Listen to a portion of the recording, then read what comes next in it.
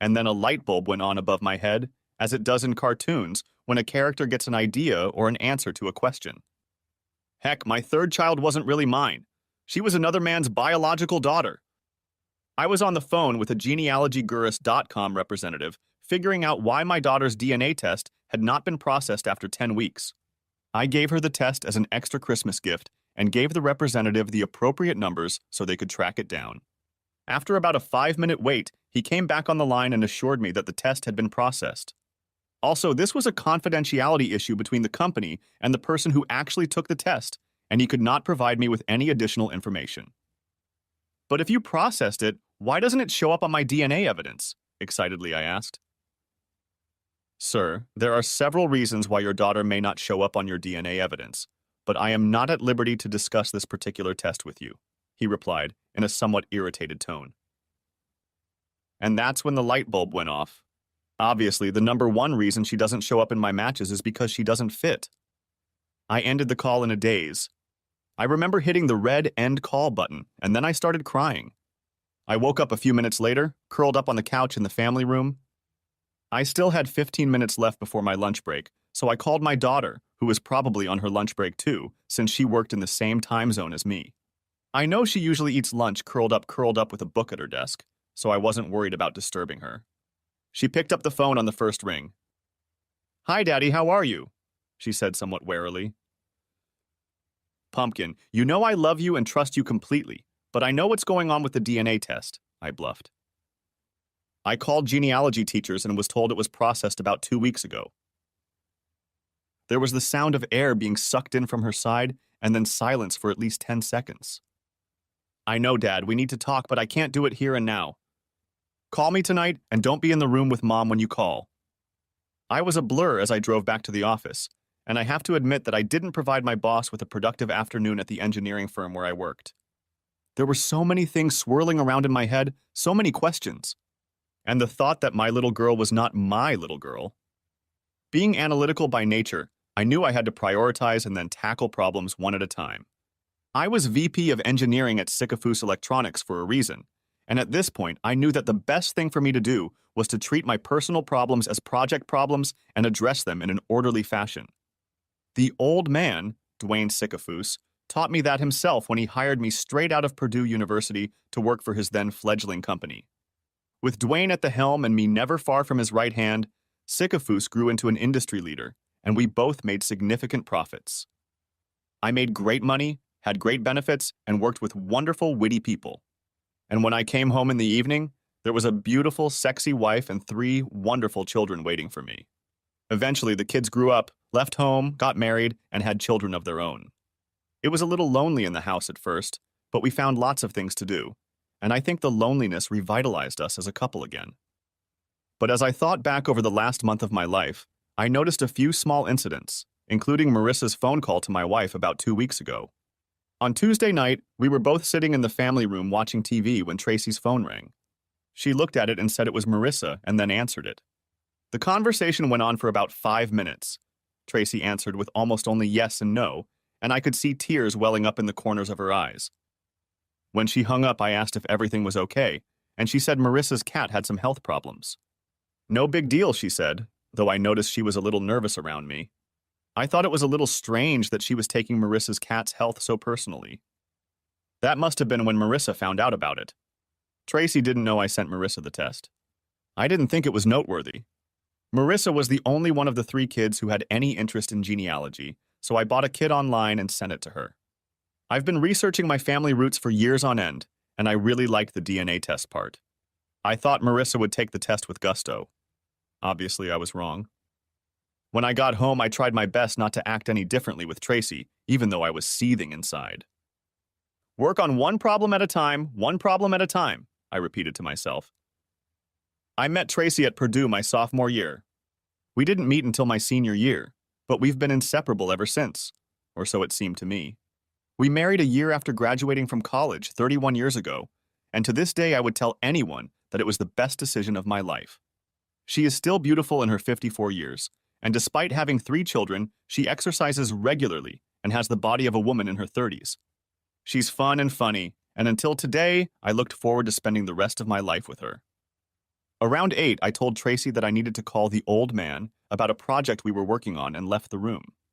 I actually took my jacket and went outside to the porch swing so I could talk without fear of Tracy hearing, and then I called Marissa. Marissa answered on the first ring, and her voice was completely distraught. "I'm sorry, Dad. I know I should have told you sooner, but Mom asked that I not say anything until she had a chance to talk to you," she whispered, before I could say hello. "I'm not mad at you." "Calm down," I said as soothingly as I could. "I'm not accusing you of anything. You're just as much a victim as I am." I could hear her breathing heavily on the phone. I knew it was killing her. "Reese, I want you to know that this doesn't change anything between us. I'm still your father, and you're still my pumpkin. I've always given you kids all my love, and after all this time, I'm not going to stop now, unless you want me to stop." At this point, she fell apart and sobbed almost incoherently into the tube. "I love you, Daddy. I don't need anyone but you. This is my pumpkin. Look, I don't want to put you on the spot, but you're my best source of DNA information. We won't discuss other things so you don't get caught up in the middle of things, but I need to know if you've had a DNA match." "Yes, Daddy, that's right," she sighed. "Amanda Anderson turned out to be my half-sister." "Mandy? Uncle George and Aunt Ginny's Mandy? Oh, holy shit." "I'm sorry, Daddy," she said quietly. "It's not your fault, Pumpkin. You don't need to apologize to me, ever," I said as calmly as I could. That meant that George Anderson, Uncle George to my kids, appeals court judge George Anderson to the rest of the world, was Marissa's biological father. Damn! This meant that my wife slept with her boss when he was an attorney at the law firm of Gui Howe and Associates. That meant at least 25 years ago, considering Marissa was 24 years old. Tracy had been his administrator at the time. He'd left the firm to become a state judge a few years later, moving to the state capital before his career really took off. For her part, Tracy did not pursue a relationship with George, preferring to stay at Gui Howe and eventually taking the position of office manager. But in the few years that George and Tracy worked together, he and his wife Ginny became such good friends that our children still call them uncle and auntie, and their children call me and Tracy the same. And a few times when I was away on a business trip, Tracy and the kids would visit George and Ginny for a few days at their lake house. Oh crap! The kids even talked a few times about Aunt Ginny taking them here and there. Neither Uncle George nor Mom went with them, and I never even gave it a second thought. Damn it! I must have been distracted at that moment because I heard Marissa call out to me, "Daddy? Daddy?" "I'm sorry, Pumpkin." I got lost in my thoughts. "Thanks for your help, babe. Say hi to Drew." "Wait a minute, Dad. What are you going to do?" It was a legitimate question, but I didn't have a good answer, so I just told her the truth. "I'm not sure, kid." "Well, don't do anything incredibly stupid, Dad. A little foolishness is okay, but don't get arrested or anything." I hadn't thought about shooting Tracy until that moment, but I had promised Marissa that I wouldn't be arrested, so I guess that ruled out the possibility of shooting. I don't break promises to my kids ever. Calming Marissa down about our relationship was my #1 task, and finding out who Tracy's partner in crime was my second task. Task #3 was to start divorce proceedings after I found a new lawyer, because my current lawyer belongs to the firm Tracy works for. This, of course, was not to be done. After I had a good sit-down with the lawyer, I would have to deal with the soon-to-be ex-Mrs. Clark Walters. It was chilly at home. When we were together, Tracy chattered like a magpie. Nerves, I suppose. She seemed to try her hardest to make me happy, figuring it would lessen the repercussions when I found out. I don't know. But there was definitely distance between us, and she wasn't about to break the ice. About a week later, I met with one attorney, and when he found out that my wife worked as an office manager at Gui Howe, he got a very nervous look on his face. So I moved on to the next attorney on my list, a 20-something woman who just smiled when I mentioned that Tracy was the office manager at Gui Howe. This was who I was looking for, someone who wouldn't be intimidated when one of the big Gui attorneys acted as my wife's representative. I laid out what little I knew about the cheating scenario, starting, of course, with learning that my youngest child was not biologically mine, and finding out that she was Judge Anderson's child. "Court of Appeals Judge Anderson?" my attorney, one Marie Robinette, asked. "Same thing," I replied, watching her face to see if I needed to find another lawyer. "It must be good," she said in response, and we started discussing financials. Since we both had good jobs, pensions, and benefits, Marie suggested that we split the joint property in half, keep our pensions, and sell the house. This would leave us both well off, although I would be in a slightly better position because I would have more income and a better pension. Unless you really want to crush her over infidelity, a child, or a general lack of respect, she quickly added, taking a moment to indicate that she might jump up on the conference table to try and right the wrongs done to me. We'll have our payback, of that I'm sure, but I don't want to hurt her financially, I replied. What about the judge? Are we going to prosecute him for anything? Because if so, it's going to be much more difficult and will increase your score considerably. The judge is my problem and I'll deal with it as I see fit, I snapped back, perhaps too harshly.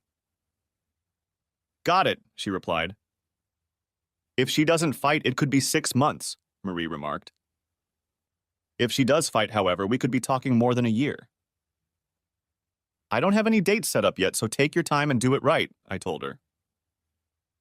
The third task was behind us. Now it was time for the fourth, the showdown.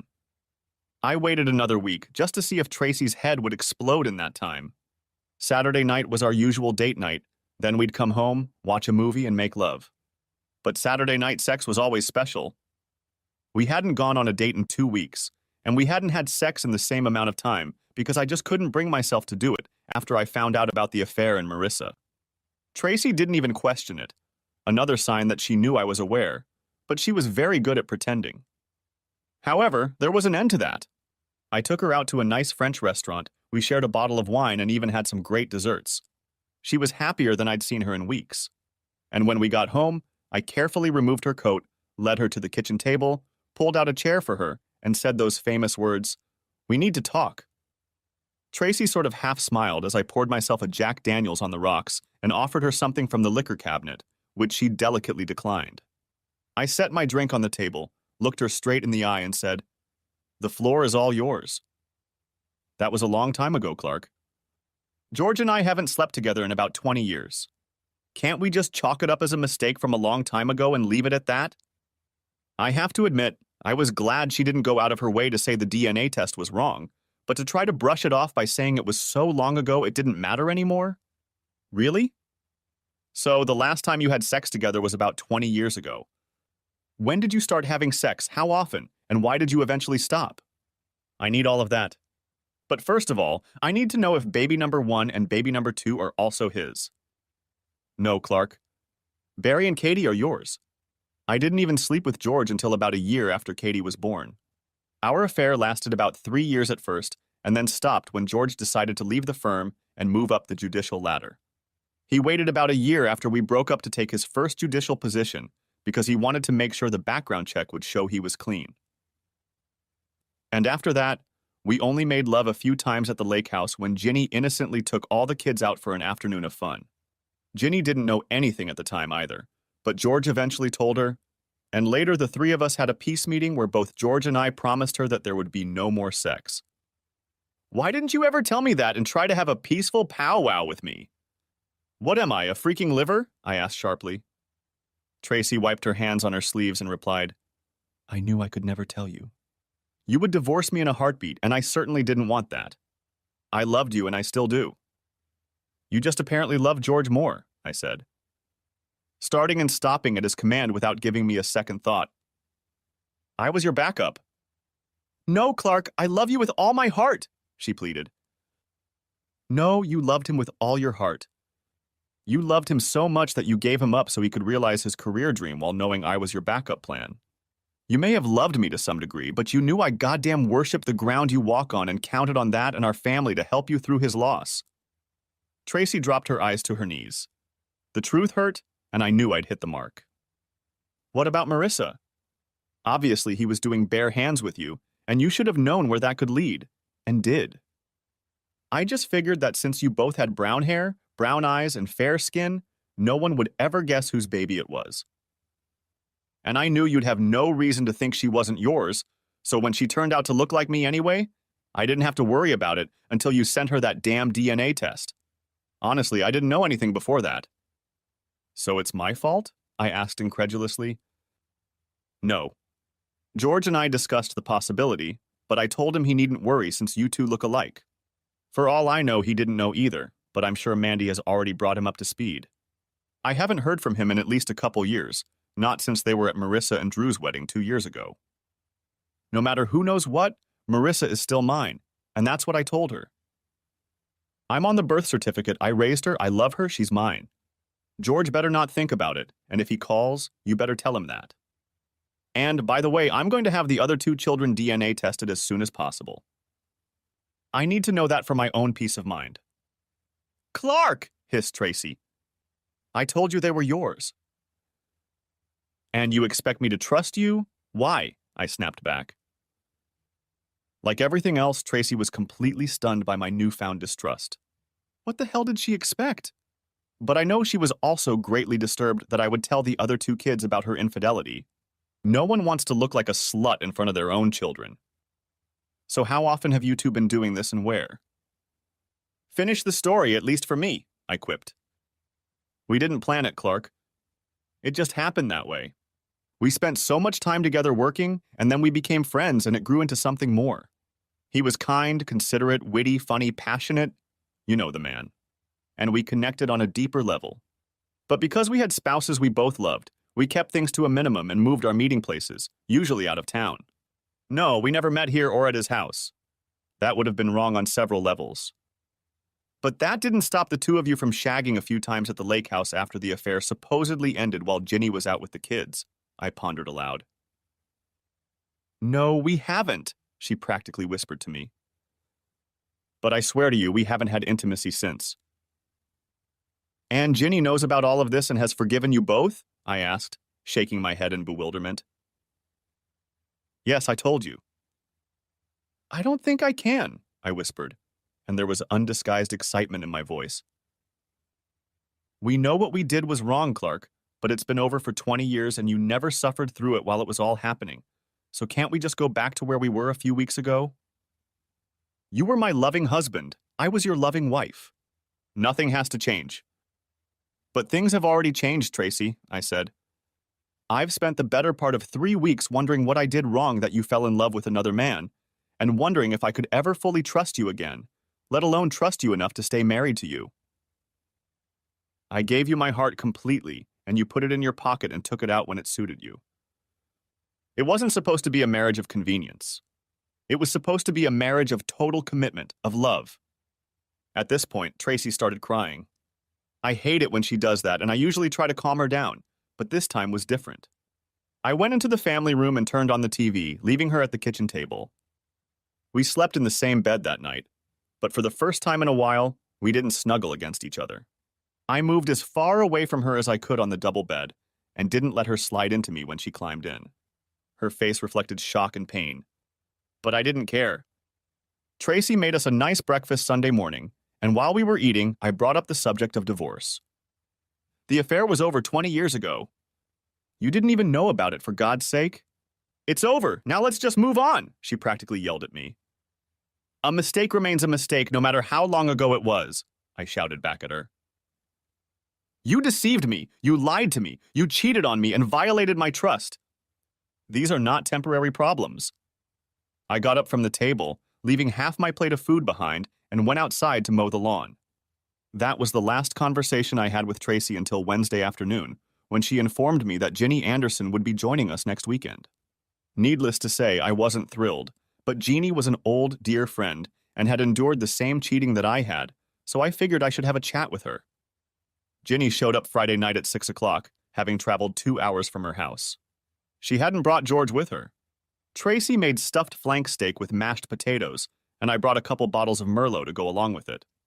Conversation was light and friendly during dinner, and then we retired to the family room with glasses of wine to, I assumed, get down to the main event. Ginny began to talk about the affair as a historical subject, very sterile and calm, but as she spoke further, her emotions grew stronger and tears came to her and Tracy's eyes. When George told me about the affair, I assumed it was over years ago and he promised me it wouldn't happen again, Ginny says.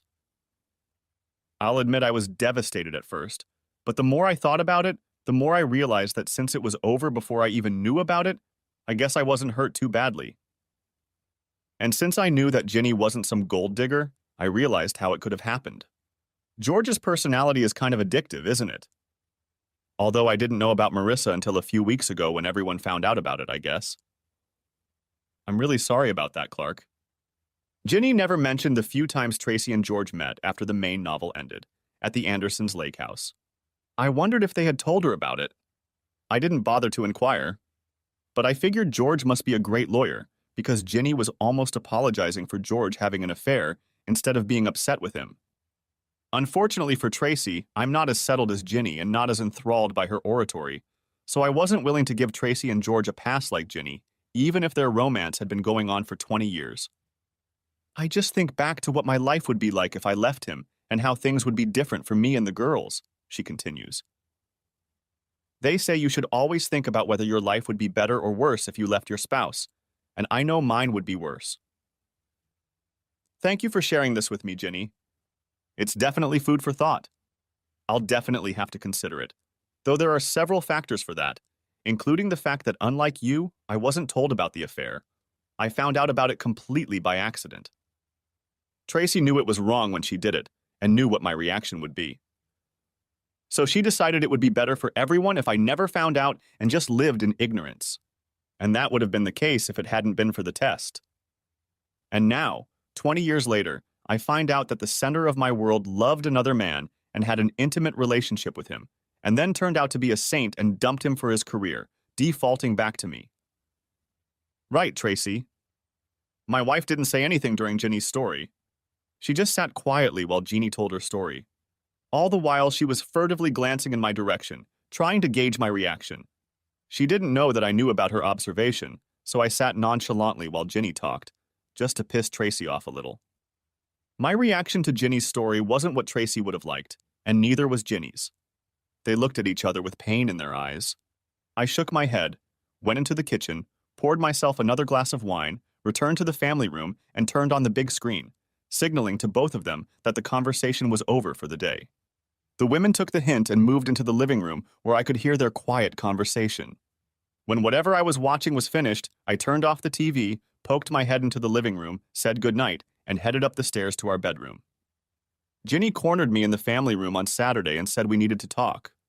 I had no idea where Tracy was, but agreed, and we retreated to the formal living room and sat in 2 chairs in the corner. Clark, I understand your pain, I really do, but not forgiving Tracy and divorcing her would be a terrible mistake for both of you, Ginny began. You love her and she loves you. That should be all that matters. The rest is history, and for the two of you to spend the rest of your lives apart because of something that happened 20 years ago would be horrible. If I can forgive George, surely you can forgive Tracy too.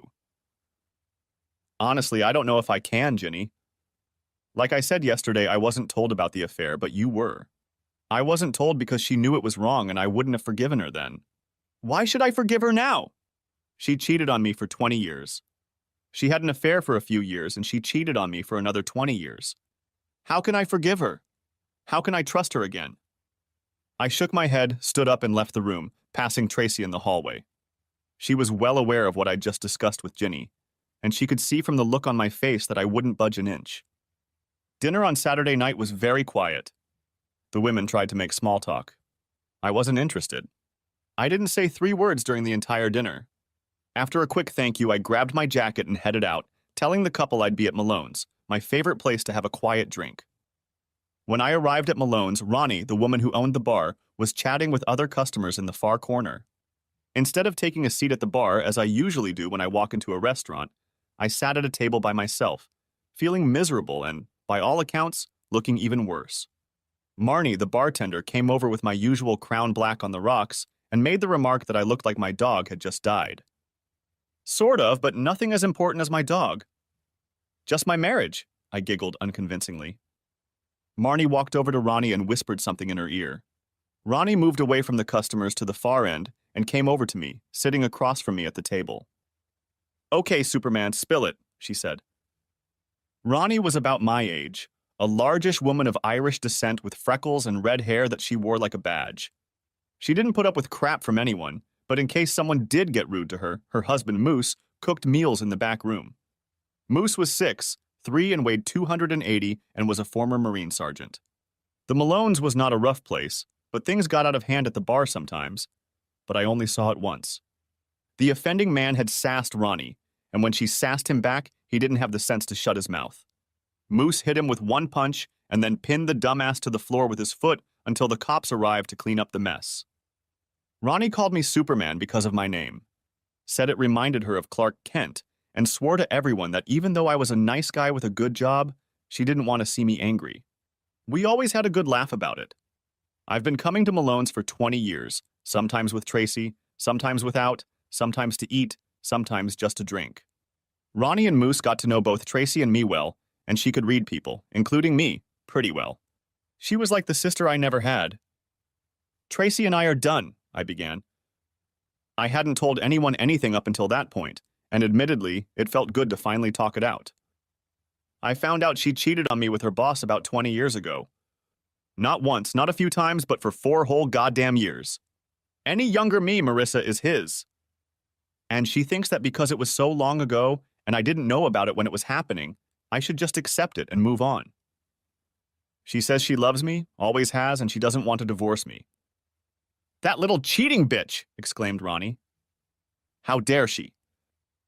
You're not just going to take it and let her stay, are you?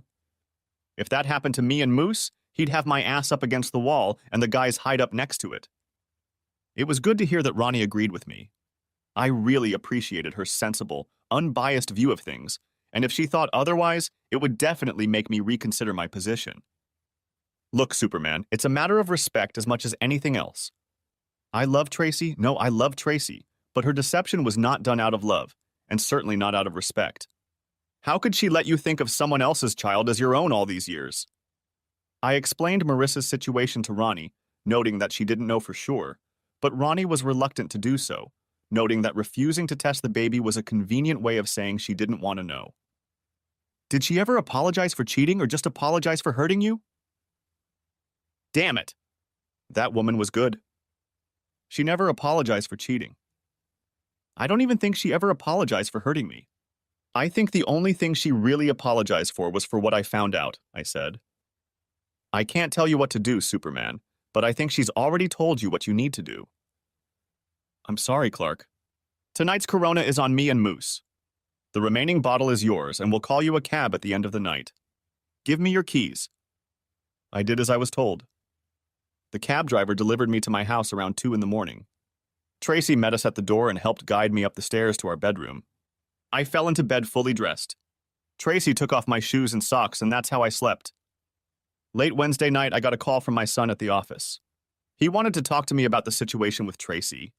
He didn't say so, but apparently Tracy had decided she needed to bring in the heavy lifting, the kids, to talk me out of the divorce. My son and I are usually on the same page on most issues, but from talking to him, I realized that Tracy had put a lot of effort into this, and it had paid off because he definitely saw her side of the divorce story. Dad, divorcing Mom would be the dumbest thing you've done since you wore a leisure suit in the 70s, he tried to joke with me. Seriously, Dad. Divorce. For something she did 20 years ago that you only found out about a few weeks ago. Just a few weeks ago, you said you loved her and wanted to spend the rest of your life with her. And now you're ready to throw it all away and maybe live the rest of your life alone because of a mistake. Really, Dad? First of all, Barry, a mistake would be what she did the first few times she had sex with him. After a few months, it's already a decision, not a mistake. What would you do if you found out Linda was cheating on you? Probably rip her head off. But you didn't catch her. It's been over for 20 years. The physical act was over. The deception, the lack of respect continued, I replied coldly. Barry, I thought you were smart enough not to get involved and take sides. But you've stepped in where no child should step in. You've come between your parents. And for what, Barry? I'm not going to change my mind. I'm the injured party here and you're pissing me off. I put that woman on a pedestal. I idolized her and she knew it. She was never going to tell me that. And if it hadn't been for the accident, I would have gone to my grave worshiping her. And she just used me as a second choice when the man she loved the most didn't want to marry her. Do I feel used, Sonny? I sure do. Dad, aren't you being overdramatic? I think he was still talking when I hung up. When I walked in the door around 6 in the evening, Tracy was already preparing a delicious meal. She didn't look happy when I told her I wasn't hungry, poured some Jack into a glass, turned on the TV, and sat down in my favorite chair. She walked in and asked what was wrong. Same shit, different day. My wife cheats on me for 4 years, has a kid with another guy, and now my kids are telling me I'm the bad guy here. Do me a favor. Call Kathy tonight and tell her not to call me tomorrow if she doesn't want to be hung up on like Barry. Tracy lowered her eyes. You'd think after 31 years she'd know not to piss me off on her behalf. What makes you think the divorce won't go through? Said I, raising my voice. Said I, raising my voice. Said I, raising my voice. Not only did you cheat on me for 4 years with another man and have a child with him, but you replaced me in your heart with him. You can sit here and tell me that you weren't in love with him, and that if he had asked you to divorce me and marry him, you wouldn't have done it? And here's the thing. You may love me, but you're not in love with me. You're in love with him. I'm just a solid backup plan because you've always known that my heart belongs to you, and I'd do anything for you just to have you as mine. You cheated on me, you lied to me, you disrespected me, and now you have the nerve to try to turn our children against me. That was the last straw, Trace. But no, I won't be cruel to you, and especially not to Ginny, and I won't ruin George's wonderful career as a clean-cut judge. I'll file a statement of irreconcilable differences, and we can each keep our retirement accounts and split the house and everything else in half. The tears rolled down Tracy's cheeks fast and furious, and as she rose from her chair, I threw another thing at her. You never told me you regretted cheating. Probably because you don't regret it, which is at least honest. The only thing you regret is what I found out, isn't it? I spent the rest of the night cuddled up with a bottle of Jack. The next day, I called my attorney and told her she needed to get the divorce papers ready as soon as possible. She said I could review them the following Tuesday. She would have them ready on Wednesday, and Tracy could be served on Thursday. I told her to bring her server to my house Friday night. I wanted to be there when she was served. I then called Judge George Anderson's office and told his receptionist that I needed him to call me back on an important matter. He knew exactly why I was calling, and I knew he would call me back as soon as possible. George looked a little worried when he called me back about 2 hours later. Yes, he knew exactly why I was calling, although he didn't think he wanted to do it in his office. I agreed completely and told him I'd be at his house the following Saturday at 10 a.m. He didn't know that Tracy wouldn't be serviced the night before, although I'm sure by the time I made the 2-hour drive to his luxurious home, he would already know that. Over dinner at Malone's on Saturday night, Tracy confided that Ginny had called her and told her about my meeting with George the following Saturday. She wanted to know if I wanted to accompany her on the trip. This isn't small talk, Tracy, I said. George and I have something to discuss, and you don't have to be present for it. You should remember that he's an appellate court judge with an excellent reputation who might even be shortlisted for a Supreme Court judgeship. If you do any machista stuff with him, you could get arrested, and besides, you promised me you wouldn't do anything to hurt his career. That's right, you'll prefer him to me again. But don't worry, I intend to keep my promise. I won't do anything that might get him dropped from the short list of potential Supreme Court justices. God forbid. The show must go on. After telling the old man in the office what was going on in my life, I took a couple personal hours and met with my attorney to go over the divorce papers. I gave her the okay. As I was about to leave, she asked if I had any plans for Judge George. Why would you worry about that? I asked, winking at her. Because I'm still handling some criminal cases, and I thought you might need a good lawyer. You engineers don't seem to get too emotional about a lot of things, but I know you're pretty tight-lipped, and your methodical approach to things scares me. She handed me her business card and I walked out of the office. For the next 3 days, time flew by quickly. We had a big project going on in the office, and it allowed me to focus on something other than my life.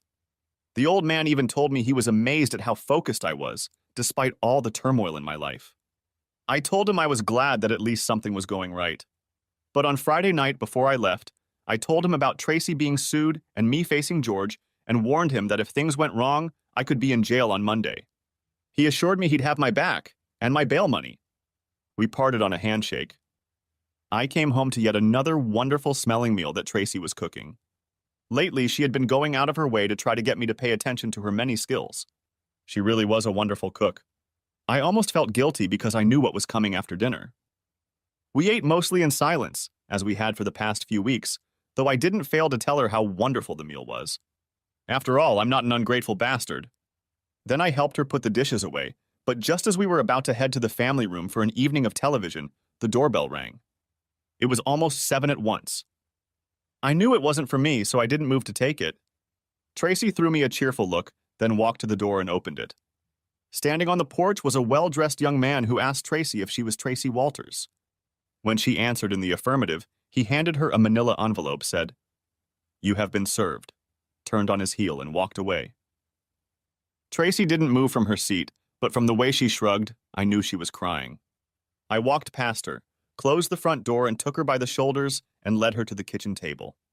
She looked completely shaken, even though I'd told her she would be. We sat in silence for what seemed like an eternity, but in fact no more than 5 minutes had passed. Finally, she muttered, "You bastard," and ran upstairs to our bedroom. I didn't follow her. The hard part was done. On one of the few occasions since we'd been married, I didn't sleep in the same bed as Tracy that night. I went to the bedroom we'd set up as a guest bedroom and slept there, though to call it sleep would be generous. I had broken up with the woman I had considered until a few weeks ago to be the light of my life, my soulmate, my everything. Despite everything that had happened, we were still sleeping in the same bed. I guess neither of us wanted to make a move on her. But now it was over, at least in my mind. I got up, took a shower, and when it was time to get dressed, I very quietly made my way to the bedroom and got everything I needed, trying my hardest not to wake Tracy and start something. I didn't bother to see if she was asleep, I just grabbed my clothes and left. I dressed as usual, a collared shirt, decent Levi's jeans, and the metal-tipped cowboy boots I had custom-made when we visited our son at his home in Dallas. I left a little earlier than I really needed to. I didn't want to be late for the meeting. If I got there early, I could always kill time at the cafe, which I did. I stood on the porch of George and Ginny's house at 10 sharp and rang the bell. Ginny, looking lovely as always but very nervous, opened the door. "I'm sorry it ended this way," was all I could say as she leaned over to hug me. She didn't say anything back. She took my hand and led me into the room where George had arranged all of his memorabilia and pictures around the room.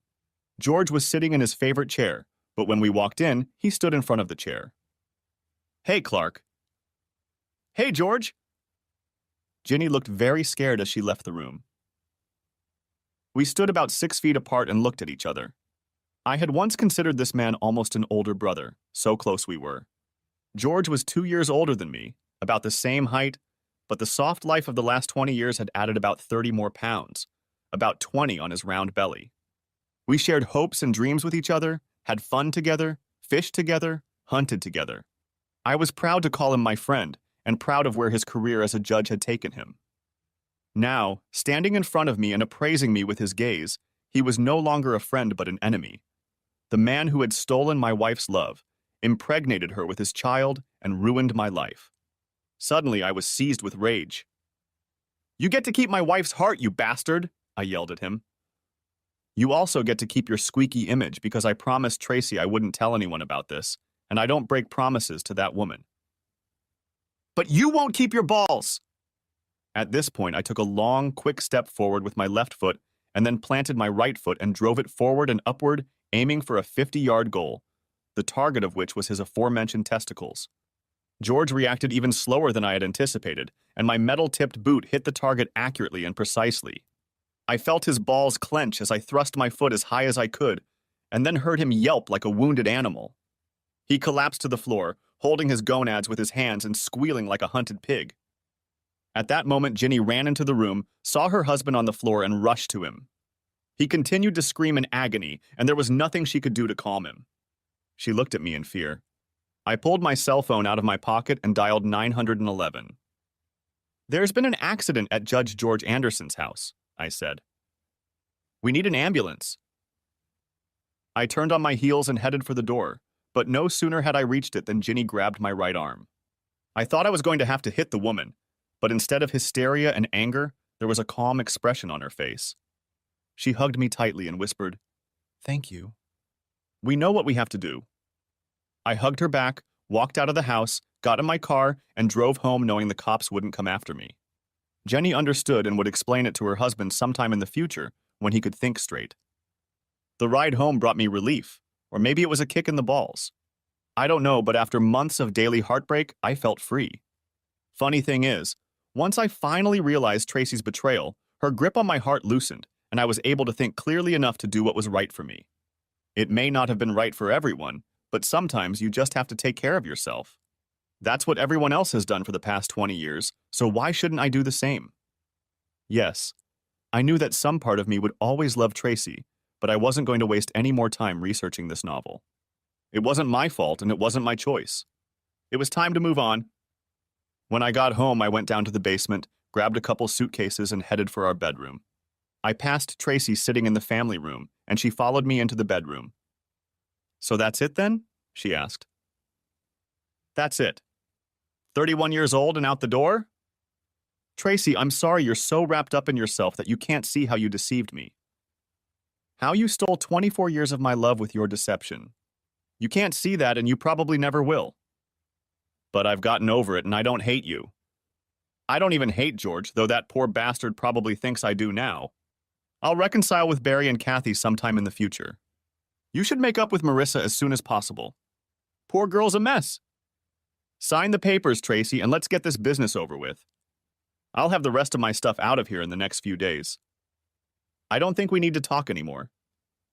If you have anything to say to me, I put my lawyer's business card on the kitchen table." She stood there in shock, tears in her eyes, but there were no words. I picked up the suitcases, went downstairs, and put them in the trunk of my car. I went back to the house, packed up my things, and left. 31 years just like that. Epilogue. I lied. Apparently, George was able to save one of his testicles after all. It took major surgery and months of pain, but they were able to save one of his testicles. I found out about it from Marissa, who had been contacted by Jeannie looking for me. Ginny didn't have my phone number, and no one else in the family wanted to tell me. In fact, no one else in the family is still talking to me now, 8 months later. But I've made my peace with it. According to the official story, Judge George fell on the corner of his ornate office desk, hit himself hard, and then did it again, falling to the floor. The press called it a domestic accident to be sensitive, and did not report that the blow came to the genital area. He got a lot of sympathetic press. I guess that won't stop him from getting on the Supreme Court shortlist. Tracy signed the divorce papers within a week, and the divorce was finalized last week. The house will be auctioned off. Tracy hasn't tried to call me since I left. Barry and Kathy haven't called either. It looked like I wasn't going to be invited to the family Christmas dinner, wherever it was being held. The old man is handing over the company to me from the new year as he himself is retiring. Under the terms of the deal, I have to run the company for 7 years before I can retire a rich man with a very golden parachute. Then he'll find someone to buy the company, and I'll get 10% of that deal too. I started going out and dating. After being married forever, it would take me a while to remember exactly how to do that. However, word of the divorce spread quickly, and several of our divorced friends called and inquired about my interest. Moreover, 2 or 3 of Tracy's divorced friends called too, expressing their surprise that she could let me go at all. I have to admit it felt good for my ego. I have a good life ahead of me with challenges both professionally and personally. I am working on finding new hobbies in my spare time away from my personal endeavors. One hobby I have given up is genealogy. I used to do it. Thanks for watching, I hope you enjoyed it. So subscribe to my channel and watch the next video.